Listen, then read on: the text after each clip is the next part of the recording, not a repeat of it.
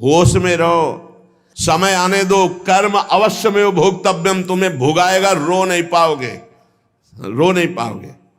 यहां जो आप कर्म कर रहे हैं वो आपको भोगने पड़ेंगे, अच्छे या बुरे।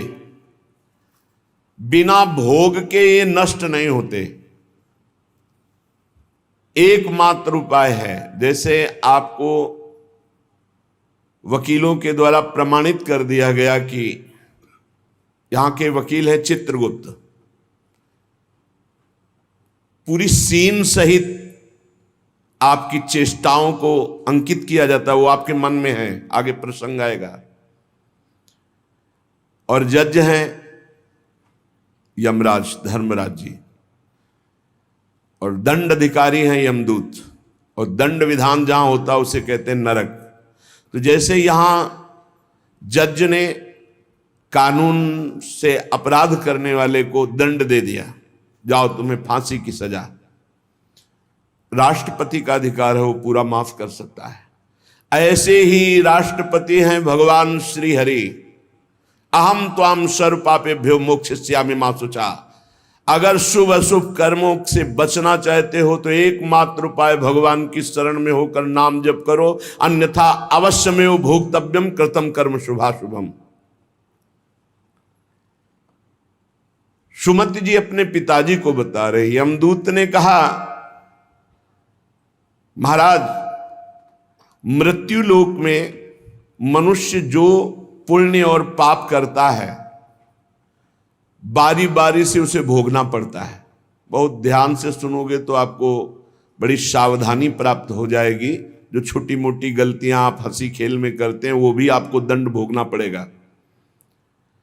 ये पाप और पुण्य बिना भोगे नष्ट नहीं होते कि आपने पाप कर दिया और दान दे दिया तो वो पाप कट गया, ऐसा नहीं है। पुण्य का अलग विभाग होगा, पाप का अलग विभाग होगा। अगर काट सकते हैं तो सिर्फ भगवान काट सकते हैं, भगवान का भजन काट सकता है, दूसरा नहीं। लाखों जन्मों में जो तुमने पाप और पुण्य किया है, जो एकत्रित है, उसका नाम है संचित कर्म। संचित पाप और पुण्य, और उससे जब मनुष्य शरीर मिलता है या जो शरीर मिलता है उससे जो हिसाब निकाल करके कुछ पुण्य और कुछ पाप, उसे प्रारब्ध भोग कहते हैं। फिर यहां कर जो नवीन कर्म किया जाता है उसे क्रियमाण कहते हैं। मनुष्यों के लिए जो उनका जमा हुआ पाप और पुण्य है वो अंकुरित होकर बढ़ता रहता है, ब्याज दर ब्याज। बहुत दुर्गति होती है, इसीलिए बहुत जन्म हम भोगे तो भी अपने संचित कर्म को नहीं भोग सकते। जैसे बीज मिट्टी और जल की आकांक्षा करता है तभी वो उत्तम वृक्ष रूप धारण करता है, ऐसे ही पाप और पुण्य उसे प्रेरित करके पुनः पाप करवाता है, प्रेरित करके पुण्य पुनः पुण्य करवाता है। अगर पाप कर्म में रहती है तो पाप पर पाप, पाप पर पाप, और ये एकत्रित होकर वृक्ष रूप होकर समय स्थान वो निश्चित करेगा। पाप तुम्हें कहां दंड देना है, समय स्थान। बुरी दशा आने के पहले बुद्धि बदली जाती है, उसकी बुद्धि बदल दी गई।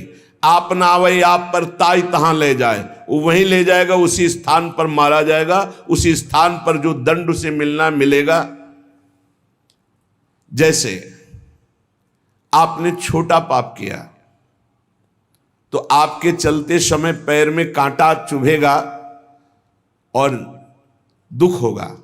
कांटा निकाला गया, थोड़ी दिन वहां दर्द रहा, खत्म हो गया, आपका पाप क्षय हो गया। छोटा पाप कोई, आगे बताया जाएगा कौन कौन से पाप से कैसे कैसे दंड मिलते हैं। अब अगर आपसे थोड़ा बड़ा पाप बना है तो वही पैर में लोहे की कील बनकर चुभेगा, कांटे की जगह लोहे की कील, अधिक दुख होगा। और बड़ा पाप बना है तो खजूर का कांटा, बड़ा कील, ऐसे आपके पैर में चुभ। बिना पाप कर्म के कहीं भी किसी को कोई भी दुख नहीं हो सकता। सिर में दर्द होना, आजीवन पूरे जीवन सिर का रोग हो गया कि वो दर्द ही होगा 2-4 दिन में, 10 दिन में, पाप का कारण। अपथ्य भोजन, सर्दी सहन न होना, गर्मी सहन न होना, हर समय हृदय जलते रहना, पाप का लक्षण। भिन्न भिन्न पाप भिन्न भिन्न प्रकार के दुख देते हैं दीर्घ काल तक। शस्त्र और अग्नि आदि का भय ये पाप के कारण होता है। अनेक जन्मों के संचित पाप कोई इसी जन्म के केवल नहीं है, वो केवल मंडराते रहते हैं आकाश में दंड देने के लिए, समय इंतजार करते हैं। जैसे नरक में पड़े हुए जीव तुम देख रहे हो, घोर पाप का फल भोग रहे, केवल दिखाया गया था नरक। जानते हो किस बात से? कल याद होगा, सुमति जी ने पानी पीने जाने वाली गौओं को वैश्य कुल में 7वें जन्म में जन्मे जब थे, तो उन्होंने उनको नहीं पीने दिया। इसके अपराध से उनको नरक दिखाया गया था। तो वो यमदूतों से प्रश्न करते जाते हैं और उनका उत्तर यमदूत देते जाते हैं।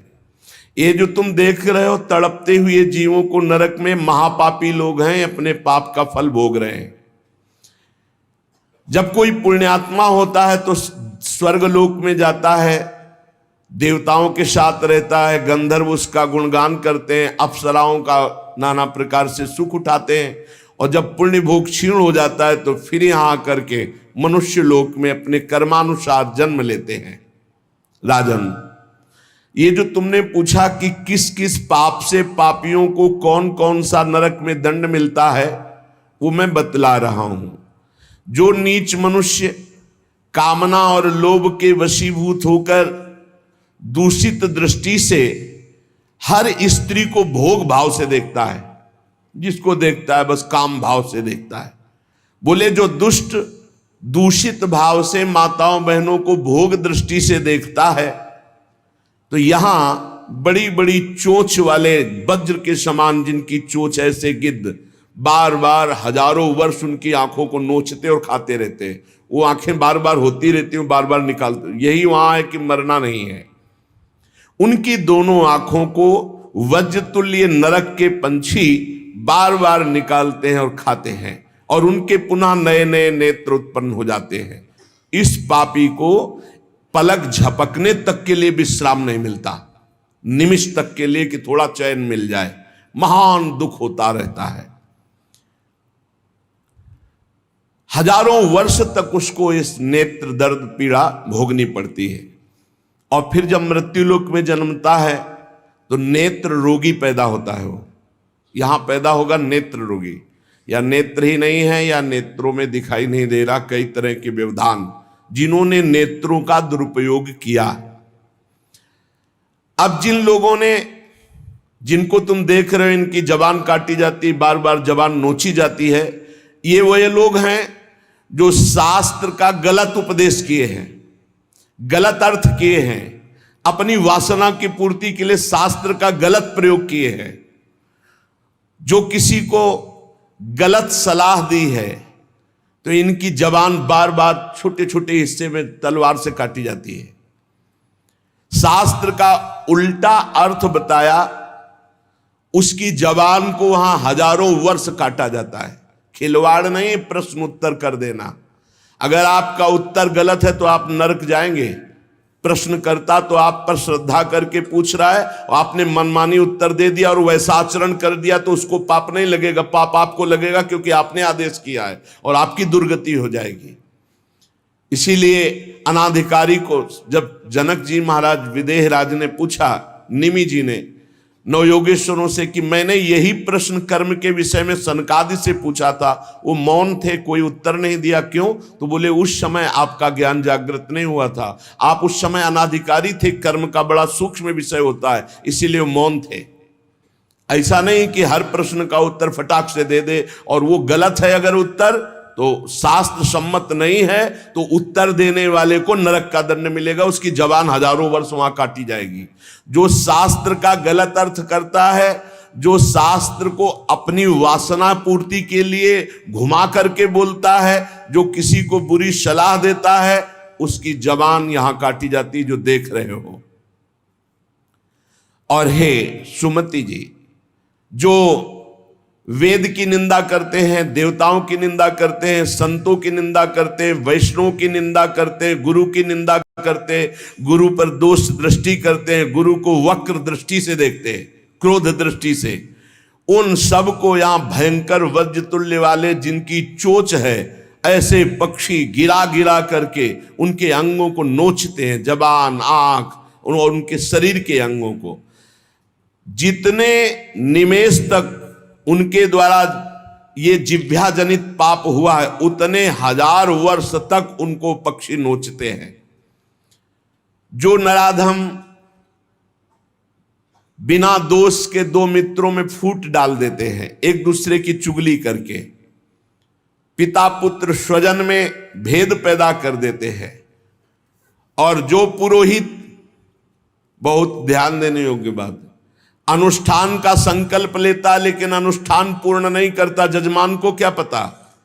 जो पुरोहित जजमान से नियत संख्या ले ली धन और अनुष्ठान पूरा नहीं किया, या जो अपनी माता और पिता का अपमान किया, जो अपनी शरणागत, अपने अर्धांग विराजमान पाणिक ग्रहण की हुई पत्नी का विविध प्रकार से अपमान और शोषण किया, वो यहां आरे से चीरे जाते हैं 1000 वर्ष तक। दिखाया, देखो ये बीच आरे से आराम आराम से एक एक अंग चीरे जाते हैं।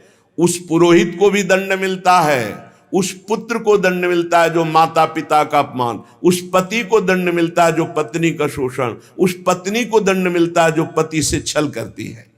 आप खुली आंख इनकी दुर्गति देख सकते हैं। जो दूसरों को कष्ट देने का स्वभाव बना लिया है, बातचीत चेष्टा से कष्ट ही देना है, जो दूसरों की प्रसन्नता में जलते हैं, जो दूसरों की घरों में, सोए हुए घरों में आग लगा देते हैं या फसलों में आग लगा देते हैं और उनको प्राणांतक कष्ट देते हैं, उन अधम पापियों को यहां जलती हुई आग में जलाया जाता है। तुम देख लो, तपती हुई बालू डालकर उनको भूना जाता है और यहां आग में उन्हें जलाया जाता है। जो एक जगह निमंत्रण मिला, फिर दूसरी जगह निमंत्रण मिला, तो पहले निमंत्रण वाले को छोड़ करके दूसरे के यहां निमंत्रण पाकर फिर पहले वाले के यहां निमंत्रण पाने गया, ऐसा नहीं है। ये नरक का कारण बन जाएगा। एक जगह निमंत्रण है, वहां गए, अगर हम भूखे हैं तो भूखे, नहीं मिला तो नहीं मिला, अब दूसरे दिन देखा जाएगा। 2 3 4 निमंत्रण, ऐसा नहीं। जो ब्रह्मर्षि किसी देव कार्य के लिए, पितृ कार्य के लिए यजमान के द्वारा निमंत्रित किया गया और वो दूसरी जगह भोजन कर लिया, दूसरे निमंत्रण को स्वीकार करके फिर उसके यहां भोजन करने गया, तो उसको यहां नरक में 2 टुकड़े करने वाला दंड मिलता, बार बार उसके 2 टुकड़े। ये बार बार बहुत जगह भंडारा, बहुत जगह निमंत्रण, ये ऐसा नहीं है। सिद्धांत है, तुम भूखे हो तो एक जगह चले जाओ और अपना पेट भरो, भजन करो। ये नहीं कि 5 जगह चले गए तो खूब दक्षिणा 5 जगह की मिली तो सुन लो। ये तस्मा शास्त्रम प्रमाणम, ये शास्त्र है, मनमानी नहीं। पहले ऐसा कभी ब्रह्म ऋषि जन नहीं करते थे। 5 घरों में भिक्षा मांग लो, या निमंत्रण है तो एक जगह जाके पेट भर लो जो रूखा सूखा मिले। ये 14 जगह भंडारा, 14 जगह निमंत्रण, तो उसकी व्यवस्था है। ये नरकगामी बना देगा, बुद्धि भ्रष्ट हो जाएगी। जो सदैव कड़वी बातें बोलकर लोगों के दिल पर चोट पहुंचाते रहते हैं, कुछ लोगों का ऐसा स्वभाव होता है, जब बोलेंगे तो हृदय की पीड़ा प्रकट हो ही जाए, ऐसा उनका है। ऐसे हैं वो, ऐसे बोलते हैं कि अत्यंत पीड़ा दे। ऐसा करने वालों को यहां के पक्षी टूट पड़ते नरक में लाते हैं, नोच नोच करके उनको खाते हैं। जो यहां किसी की चुगली करता है, उसकी जिह्वा तेज छुरे से बार बार ऐसे चीरी जाती है, फिर पूरी हो जाती है, फिर चीरी जाती है। जिन्होंने उद्दंडतावश अपने पूज्य जनों का अनादर किया, उनको मारा, पीटा, गुरुजनों को, अपने गुरु को, माता को, पिता को, बाबा को, पितामह को, ये पूज्य जन है, ये गुरु के समान पूज्य है। जो अपने गुरुजनों को, पूज्य जनों को अनादर करता है, दंड देता है, मारता है, पीटता है, वो देखो ये कुंड बने हैं विष्ठा के, पीब के और मूत्र के। मूत्र का कुंड, विष्ठा का और पीब का, नीचे करके मुख उन्हीं कुंडों में डाल दिया जाता है, ऊपर से पैक कर दिया जाता है। हजारों वर्ष वही खाओ वही सड़ो, कितना भयानक कष्ट है। नीचे के मुख करके उसमें डाल दिया जाता है। जो लोग भोजन बनाने, बहुत ध्यान से सुनो, भोजन बनाना उद्देश्य रखो, यज्ञ है, यज्ञ के लिए भोजन बना रहे हैं। सबके हृदयों में भगवान है। पहले भोग लगाओ श्री भगवान का, फिर दरवाजे पर निकलो और आसपास झांक के देखो, कोई पशु पक्षी, कोई मनुष्य, कोई संत महात्मा, कोई भूखा तो नहीं दिखाई दे रहा। अगर एक गाय है, कुत्ता भी है, तो घर से जाओ, रोटी लाओ, पहले उसे डालो, भगवत स्वरूप मान करके पहले। फिर अपने घर में जो बड़े बूढ़े हैं सबसे पहले उनको पवाओ, बच्चे जो हैं उनको पवाओ। अच्छी अच्छी चीज तुम पालो, बड़े बूढ़े नहीं, अभी आगे आएगा, उनको भी दंड मिलता है। तो जो रसोई बनाए तो उसे भाग लगाना चाहिए, देवता का भाग, अतिथि का भाग, कौवे का भाग, गाय का भाग, और अपने जो पूर्व के बुजुर्ग जन हैं पहले उनकी सेवा। अच्छा, जो भी रसोई बने, भगवान का भोग लगाया, दरवाजे तक गए, अतिथि को देखा, एक गौ के लिए ग्रास निकाला, एक कौवा पक्षी आदि के, जरूर जरूर ये नहीं निकालोगे तो पाप है। गीता जी में कहा, जो अपने लिए पका के पाता है वो पाप पाता है। तो जो अभ्यागत, अपने बुजुर्ग और अतिथि, अब कोई साधु महात्मा आया, माना कोई भी हो, वो दरवाजे में पुकारा, राधे श्याम, आप छुप नहीं सकते, आपको निकलना पड़ेगा। हाँ, राधे राधे, क्या चाहिए, क्या सेवा करूं आपकी? आप जल पिएंगे, आप भोजन पाएंगे? नहीं, मुझे पैसा चाहिए। वो नहीं दे सकता, खत्म खेल, आपका आदर हो गया। आप मृदु वचन में इतना तो बोल सकते हैं, राधे श्याम, आप इतना बोल सकते हैं, आप जल पिएंगे, आप रोटी पाएंगे, भोजन प्रसाद पाएंगे। नहीं, मुझे रुपया चाहिए। नहीं, मेरी श्रद्धा नहीं, मैं नहीं दे सकता, सामर्थ्य नहीं है, श्रद्धा नहीं है, कुछ भी आप कह दो उस पर चलेगा, पर आपको निकलना चाहिए। यदि आप छुपे रहे हो, आपके कान में आवाज आई, आपके दरवाजे से भिक्षुक वापस जा रहा, तो आपके सुकृत नष्ट हो जाएंगे और आपको पाप लगेगा। ये धर्म है, अतिथि देवो भव। देना ना देना वो आपके ऊपर की बात है, लेकिन मृदु वचन, जल और भोजन, ये तीन तो प्राय सब, नहीं कुछ है एक फल दे दे। अगर वो कहता है मुझे भूख लगी है, तो आप वहीं गेट के बाहर बैठिए, परिचय नहीं है इसलिए, घर में जो सदस्य पुरुष वर्ग का, उससे 2 रोटी भेज दीजिए। जो दुष्ट आए हुए अतिथि का अपमान कर देता है, अतिथि देवो भव, बड़ी महिमा है गृहस्थ धर्म में अतिथि सेवा, साधु सेवा की, उसे यहां पीब चाट चाट के पवाई जाती है नरक में। उनका बुरा हाल होता है, बहुत सावधानी। इसीलिए धर्मात्मा पुरुष एक एक कार्य को बहुत धर्मपूर्वक, जो यहां दूसरे के भाग का अपहरण कर लेते हैं, अब अपने घर वालों के लिए अच्छे अच्छे लिए और संत महात्मा वैष्णव अतिथि के, तो बोले उसे दंड मिलता है, नरक में लाकर के उसे विविध प्रकार से सताया जाता है। जब कोई अर्थार्थी शरणागत तुम्हारी शरण में आ जाए और तुम उसके साथ धोखा करो, तो यहां भी दंड मिलेगा और वहां भी दंड मिलेगा। तो कह रहे हैं, जो आए हुए शरणागत के साथ छल करता है, तो यहां थूक, खखार, विष्ठा, इसके कुंड बने हैं, इनमें डाल दिया जाता है। आनंद लो, सोचो, थोड़ी देर भावना करो, गटर में पैक कर दिया जाए, आपको मरना है नहीं, थूक खखार लाद, उसमें ये नारकी गतियां हैं। हे सुमति, बहुत ध्यान दीजिए, जो लोग झूठे मुंह और झूठे हाथ देवता का स्पर्श, देवता को प्रणाम, गुरुजनों को प्रणाम। जो लोग ऐसा अपवित्र कार्य करते हैं उनके हाथों को यहां यमराज तिल तिल भर करके काटते हैं। जैसे कोई सब्जी नहीं काटता, ऐसे बड़ी रफ्तार से ऐसे बार बार काटते। अरे ऐसे थोड़ी शास्त्र में हम यहाँ खाए डोल रहे हैं, ऐसे जूता पहने भोजन कर रहे हैं, न कुल्ला न आचमन, ये सब नारकी गति को प्राप्त होने वाले जीव, तभी बुद्धि भ्रष्ट मनमानी आचरण कर।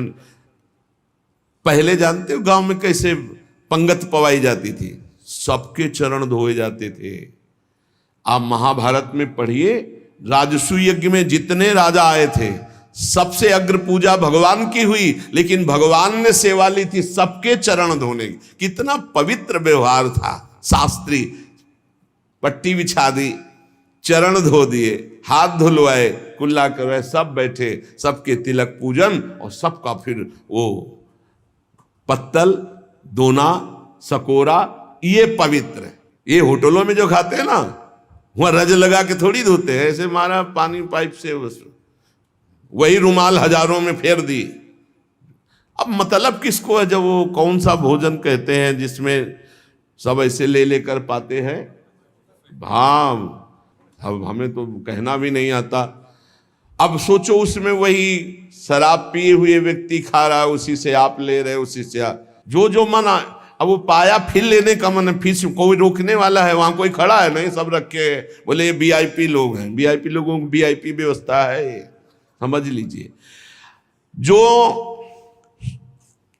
जूठे मुंह होकर के या भगवान सूर्य चंद्र की तरफ करके लघुशंका करते हैं, सूर्य उदय है, सूर्य भगवान की तरफ, चंद्र भगवान की तरफ, भगवत विग्रहों की तरफ लघुशंका करते हैं, तो उनके आंखों में आग का अंगार रखा जाता है, ऐसे बार बार चीखते जलते हैं। जो जेठ होकर अपने लघु भ्राता की पत्नी के साथ गलत, पिता होकर अपनी पुत्री के साथ, भाई होकर अपनी बहन के साथ, या गुरु पत्नी के, ऐसे लोगों को तपाई हुई लोहे की स्त्री के साथ बेड़ियों से, लोहे की ऐसे जंजीरों से जो जलती हुई, उसी में जकड़ दिया जाता है। बहुत तुम्हारी बुद्धि भ्रष्ट हुई थी, जो बहन बेटी और पवित्र संबंध भी नहीं तुम्हें दिखाई दिए, तो उसमें लपेट दिया। लोहे की स्थिति, धधकती हुई आग, लोहे की जंजीरों से बांध दिया। त्राहिमाम पुकार रहा है, हजारों वर्ष बंधा रहे, मरना तो है नहीं, जकड़ दिया जाता। आग का अंगार आसो पास उसके रख दिया जाता है। उसके पूरे के पूरे शरीर में बार बार दाह आग होती है, चिल्लाता है। ऐसे नराधमों को यहां बहुत दंड दिया जाता है। यमदूत कहते हैं, जो अपने कानों से गुरु की निंदा सुनता है, जो अपने कानों से वैष्णव जनों की निंदा सुनता है, जो दूसरों की निंदा सुनकर के हर्षित होता है, ऐसे पापियों को यमदूत जो लाते हैं यमराज के, वो तपाया हुआ लोहा उनके कानों में डाला जाता है। बार बार तपाया हुआ लोहा, बार बार। गुरु निंदा सुनी, संत निंदा सुनी, वैष्णव निंदा सुनी, सुनने वालों को, और बड़े हर्षित होते। जब किसी की निंदा होती ना, तो कुछ लोग ऐसे हर्षित होते जैसे उनको सम्राट पद मिल रहा हो। अरे पर निंदा के किए ते आवत नहीं कछुआत, मूर्ख पर्वत पाप को ले चल अपने साथ। यहां विलाप करते हैं, पर यहां यमदूत स्वयं कह रहे हैं, हम लोगों के हृदय में दया तनिक भी नहीं है, और क्रोधित होकर उनको और कष्ट देते हैं। जैसे वो विलाप करते हैं तो क्रोधित होकर और कष्ट देते हैं। जो देव मंदिर में जमीन लगाई गई या किसी ऋषि मुनि को दान में दे दी गई, या कोई सभा भवन है सार्वजनिक, जो इनको तुड़वा कर उनकी जमीन हड़प लेते हैं, उस जगह अपना निवास स्थान बना लेते हैं, उसका प्रयोग करते हैं।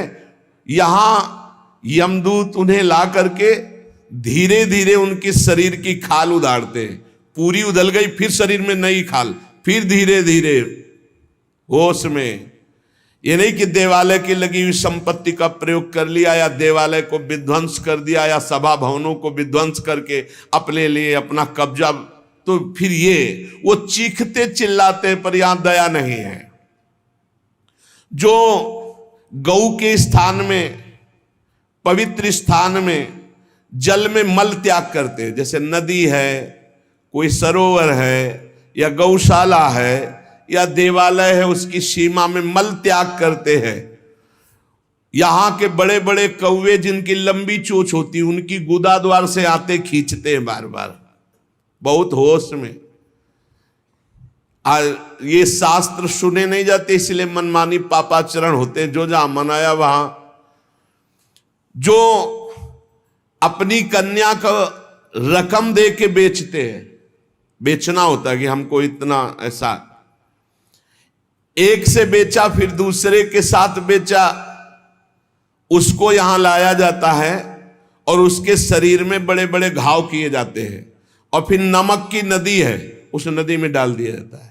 वो मात क्लेशित हजारों वर्ष। जो मनुष्य विकट संपत्ति और वो समस्या ही नष्ट हो गई, पुत्र, भृत्य, पत्नी, बंधुवर्ग और बुजुर्ग जन, किसी का त्याग कर देता है विपत्ति आने पर और अपना पेट पालन करने लगता है, इनको छोड़ देता है। तो यहां हम लोगों में कुछ यमदूत ऐसे हैं जो बिल्कुल कर्कश होकर के उनके मांस को नोचते हैं और उसी के मुंह में डालते हैं, उसी को खवाते हैं, उसे खाना पड़ता है। जो मनुष्य अपने पुण्यों को यहां बेच देते हैं, उनकी बड़ी दुर्गति होती है। जैसे 1 घंटा नाम कीर्तन करेंगे 500 रुपया लेंगे, अमुक कार्य करेंगे अमुक रुपया लेंगे। जो अपने पुण्यों को बेच देते हैं, कई तरह से बेचना होता है, अब उनकी व्याख्या कहां तक करें। जो अपने पुण्य कार्यों का दाम लेते हैं, बेच देते हैं, वो पापी हैं और उनको यहां चक्कियों में डाल के नरक में पीसा जाता है, जैसे आटा पीसा जाता है। बेचे ही वेद धर्म दुइले ही, ऐसा नहीं था। परोपकार के लिए ब्रह्म ऋषियों का जीवन था। कुछ मिला नहीं, किसी भी तरह जीवन व्यतीत करते थे। कृष्ण शरीर, बड़े बड़े चक्रवर्ती सम्राट भयभीत होकर खड़े हो जाते थे। तप पूर्ण जीवन, बेचने का कहीं विधान नहीं। जो जीवन में अपने किए हुए पुण्यों को बेच देते हैं, उनको वहां चक्की में जैसे आटा पीसा जाता है, ऐसा पीसा जाता है। ये ना समझो कि मौज ले लो, यहां तुम मनमानी कर लो, भोगना पड़ेगा। अवश्य में भोक्तव्यम, नरक में जाकर के हिसाब भोगना पड़ेगा। चक्कियों में पीसे जाते हैं जो अपने पुण्य कर्मों को बेचते हैं। जो यहां किसी की धरोहर मिली, ए भैया हमारे इतने रुपए रख लो, ये सामग्री रख लो, हम समय से ले लेंगे, हमारी अव्यवस्था है, और फिर वो मुकर गया कि कौन धरोहर कब दिया, कैसे दिया, तो उन्हें यहां जलती हुई लोहे की जंजीरों से बांध दिया जाता है और ऐसे कुंड में फेंका जाता है जहां बड़े कीड़े भयामने विषैले, और वो उनको हजार वर्ष तक नोच रहे, उसी में बंधे चीख रहे। कौन? जो दूसरों की दी हुई धरोहर को ना देकर मुकर जाते, कब तुमने दिया। जो पापी दिन में मैथुन करते हैं, शास्त्रीय मर्यादा में दिन में मैथुन करना निषेध है। जो रात्रि में पराई स्त्री से मैथुन करते हैं, दिन में चाहे अपनी स्त्री क्यों न हो, मैथुन निषेध है। और जो इसीलिए महाभारत में एक प्रसंग आता है, एक ऋषि को उनकी पत्नी ने दिन में बहुत प्रेरित किया। उनका नाम हमें तो स्मरण नहीं आ रहा, किंदम, हाँ ऐसे कुछ नाम था। तब उन्होंने कहा दिन में पुरुष रूप में तो हम आपके साथ मैथुन कर नहीं सकते, आप बहुत प्रेरणा करती, इसलिए पशु बनना पड़ेगा। तो आप भी अपने संकल्प से मृगी रूप धारण करें, मैं मृग रूप धारण करता हूं। ऐसा ही हुआ, मृग रूप होकर के वो सहवास कर रहे थे। इतने में ही महाराज पांडु ने देखा तो उन्होंने बाण संधान कर दिया। अब जे ही बाण लगा तो मृग रूप तो हट गया ऋषि, तब वो हा खाए कि मुझे नहीं पता था कि आप ऋषि हैं। तो उन्होंने घटना बताई थी कि मेरी पत्नी विवश थी काम से, इसलिए मुझे पशु रूप धारण करना पड़ा, क्योंकि दिन में मनुष्य रूप से मैं तो नहीं किया जा सकता। जाओ, तुमने मुझे इस स्थिति में मारा है, अगर ऐसी स्थिति तुम्हारी हुई अपनी पत्नी के साथ तो तुम्हारे मृत्यु का योग हो जाएगा। मृत्यु का योग हो भी गया।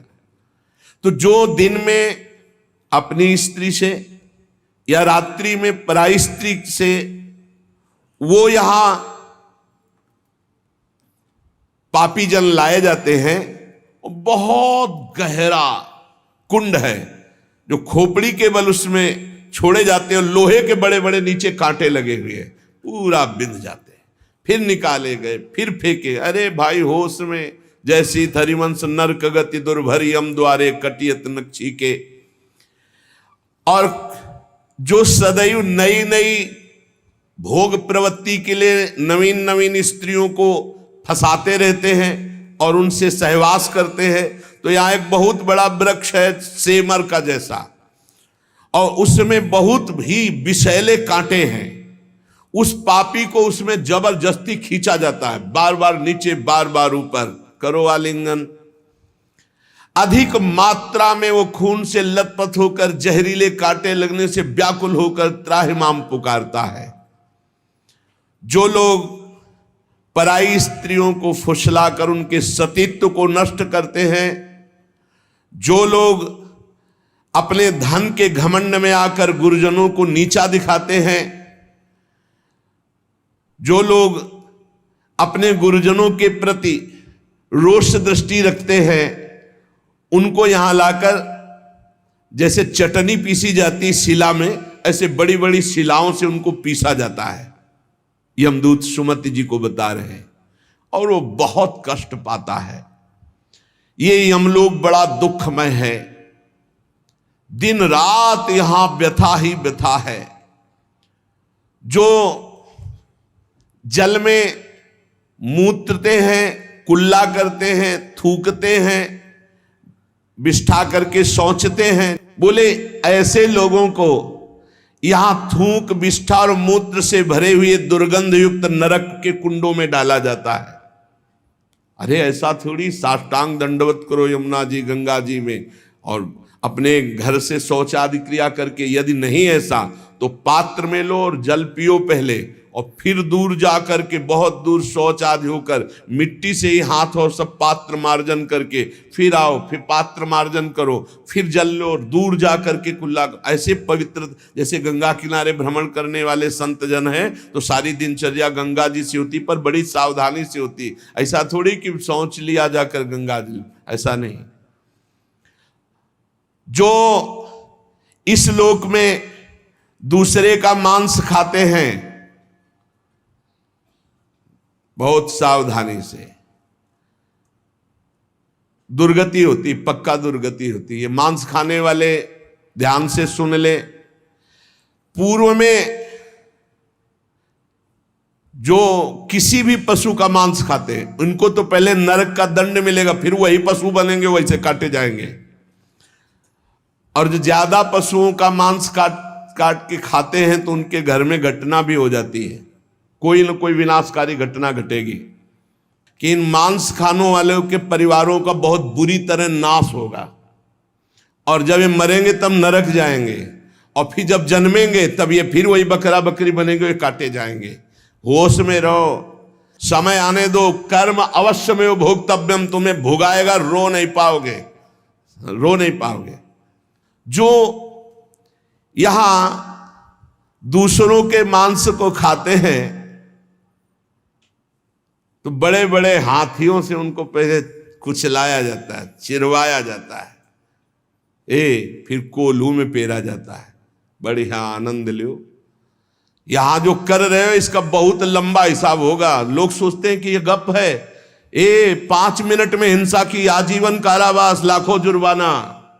तुम्हें यहीं से अनुमान लगा लो, यहां तो बहुत छोटा हिसाब किताब है, वो तो अनंत ब्रह्मांडों का हिसाब किताब है।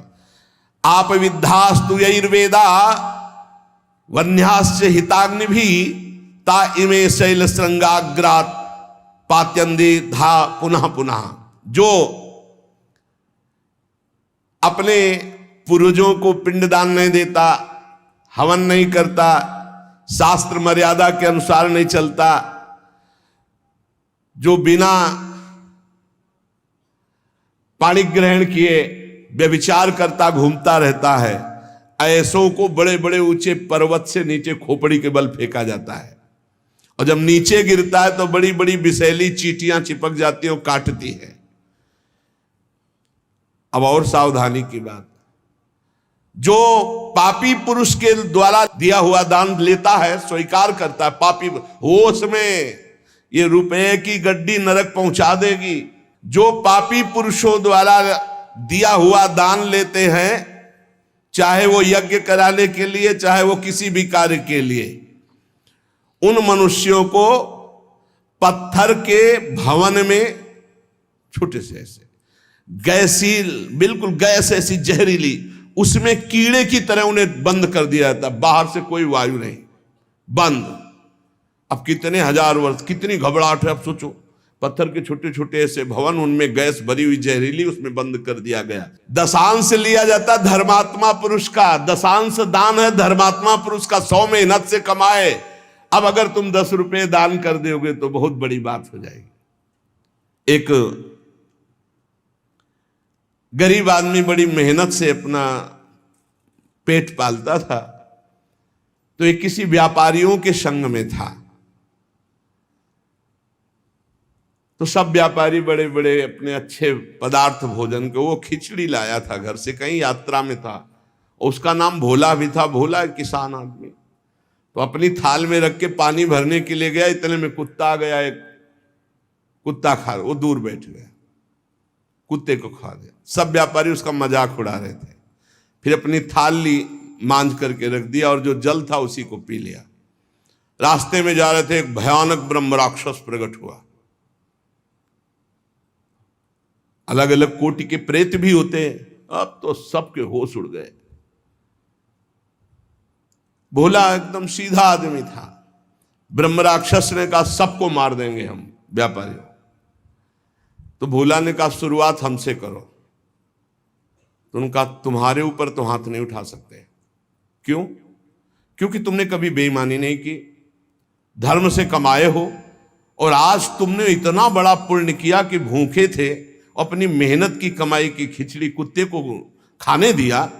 अगर वो पुण्य मुझे दे दो तो मैं ब्रह्म राक्षस योनि से मुक्त हो जाऊं, किसी को नहीं दंड दूंगा। तो उसने कहा कैसे दे दूं? बोले संकल्प करो कि आज की खिचड़ी जो कुत्ते ने पाई, उसका जो पुण्य हुआ मैं तुम्हें देता हूं, मैं अभी मुक्त हो जाऊंगा, नहीं सबको मार दूंगा इन व्यापारियों को। धर्म की कमाई का छोटा सा भी दान वो भगवान की भी प्राप्ति करा सकता है।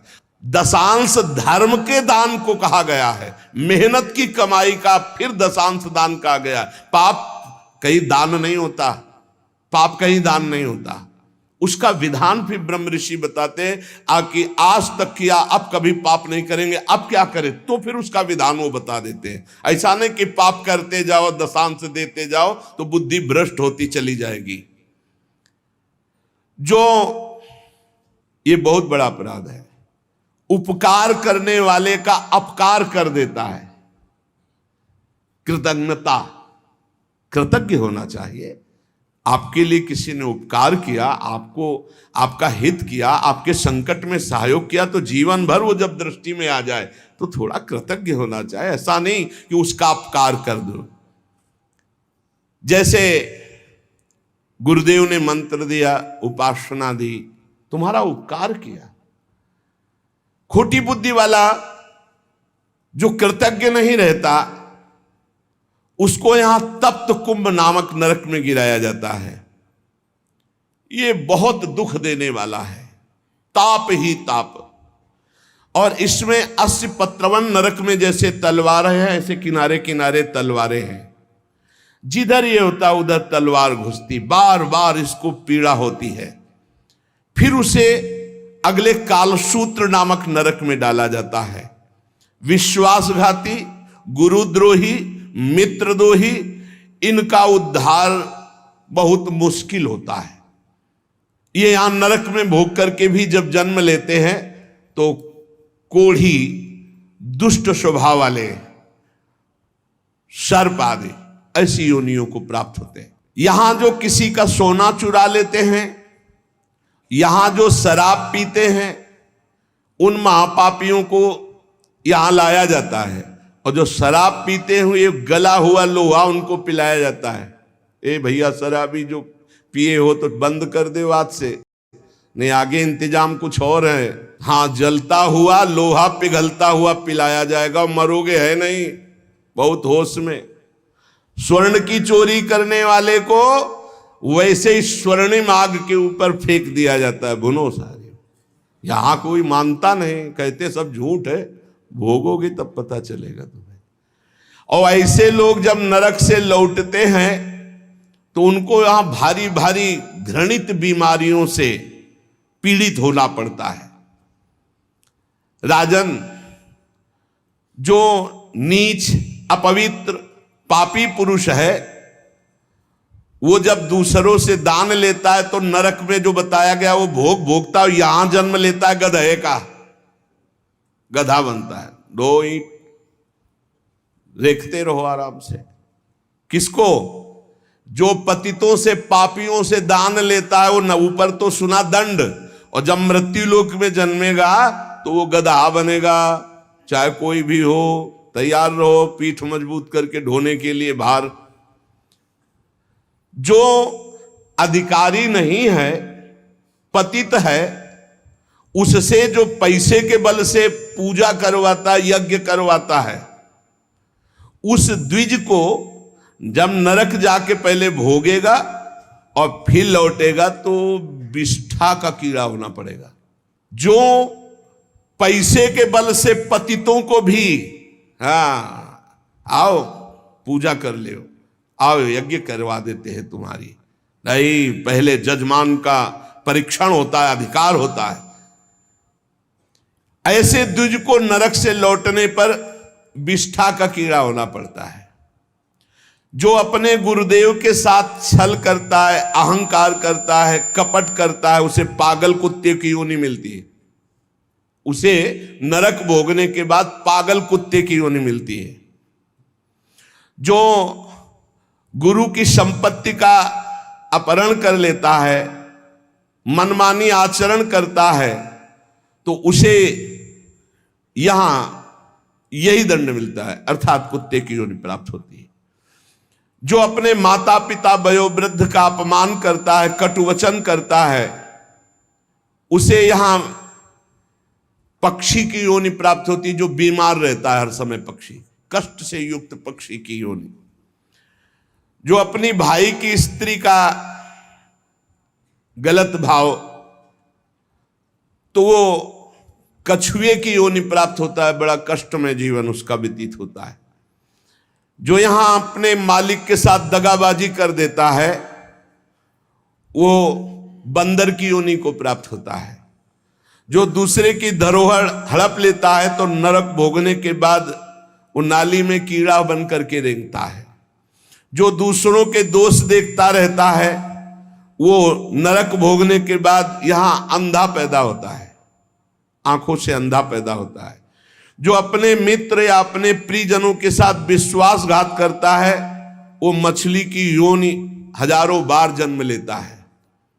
जो मनुष्य यहां जौ, तिल, धान, अन्न इसकी चोरी करता है या अनाज के खेतों में आग लगा देता है, वो नरक भोगने के बाद यहां नेवला और चूहे की योनि प्राप्त करता है। जो पराई स्त्री के साथ संभोग करता है, उसको नरक भोगने के बाद यहां भेड़िया बनाया जाता है। जो पराये पुरुष के साथ संभोग करते हैं, वो वहां नरक भोगने के बाद यहां कुतिया की योनि प्राप्त होती है। कुत्ता, सियार, बगुला, गिद्ध, सांप, कौआ, इन योनियों में क्रम से जाता है जो पराई स्त्री और पराय पुरुष के साथ संभोग करता है। इसे मनोरंजन मत समझो, खिलवाड़ मत समझो।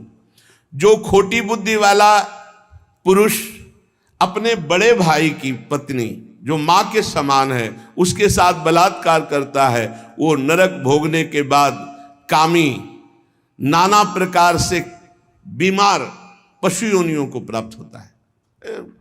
कई प्रकार के कष्टों से उसका जीवन युक्त है। जो अपने मित्र की पत्नी से विश्वास दिलाकर, मित्र को विश्वास दिलाकर उसकी पत्नी, वो यहां के सुअर पैदा होता, सुअर बनता है। यज्ञ में दूसरों को खवाने पिलाने में, दूसरों के मंगल विधानों में जो विघ्न डाल देता है, किसी की कन्या का विवाह हो रहा है, कोई यहीं कहीं यज्ञ हो रही, कहीं नाम की, उसमें विघ्न डाल देता है, उसको नहीं होने देता है, वो नरक भोगने के बाद फिर यहां आकर विविध कीड़े की योनियों में विविध प्रकार, अभी ये कीड़ा फिर ये कीड़ा फिर ये कीड़ा ऐसे जन्मता है।